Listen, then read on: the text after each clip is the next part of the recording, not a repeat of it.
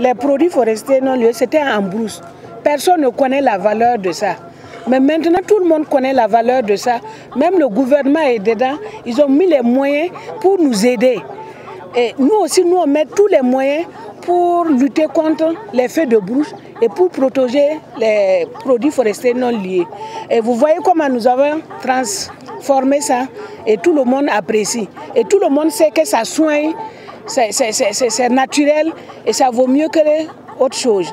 Et le gouvernement qui met les moyens, c'est vrai qu'ils ont mis les moyens, mais nous on a besoin de matériel adaptable pour la production de nos produits forestiers non liés. Et nous avons des accompagnements de préfinancement, des crédits pour pour la première qualité, les premières nécessités pour conserver et pour ne pas faire perdre. Parce qu'il y a des moments que vous voulez les produits forestiers non liés, vous n'allez pas avoir. Mais si on a des matériels adaptés, on peut conserver ça longtemps, à tout moment que ça ne manque pas.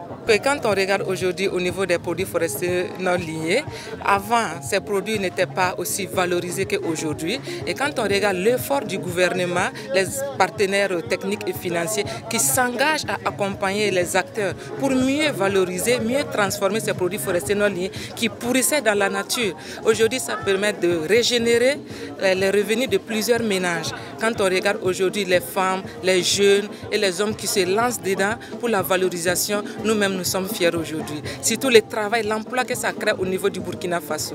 Et nous profitons de lancer un plaidoyer envers les différents partenaires qui nous accompagnent. Aujourd'hui, nous avons un souci de matériel adéquat pour notre transformation, pour pouvoir rentrer en compétition avec nos produits forestiers non liés. Vous avez dû voir les produits qu'il y a ici. Et nous avons, dans ce sens-là, travaillé à avoir un public cible, qui est donc les ménages ruraux et les ménages périurbains, qui sont à la lisière donc des villes, qui vivent de ces, souvent et qui exploitent souvent ces forêts-là.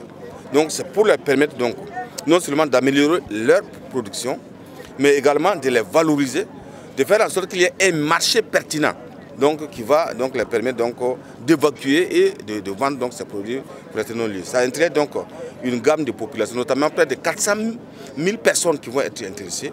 Ça va produire donc, ce qu'on appelle des emplois verts.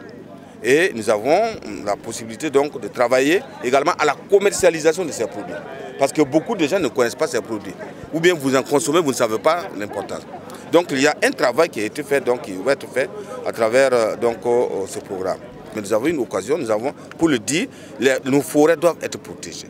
La plupart des forêts qui ont été instituées depuis 1923, 1936 à aujourd'hui ont fait l'objet d'occupation. Alors que si ces forêts n'existent pas, il y a beaucoup de situations que nous allons voir. Les changements climatiques avec ce que nous voyons aujourd'hui, c'est parce qu'il n'y a pas beaucoup d'arbres. C'est parce que nous avons des forestiers. Nous avons des gens qui sont partis s'installer à l'intérieur. Nous avons vu des orpailleurs. Nous avons vu beaucoup de gens qui sont partis s'installer à l'intérieur de ces forêts-là. Donc ça pose un certain nombre de problèmes. Mais nous aurons l'occasion de rendre compte au gouvernement de cette situation. On va voir, c'est une question subsidiaire, mais elle est importante pour nous.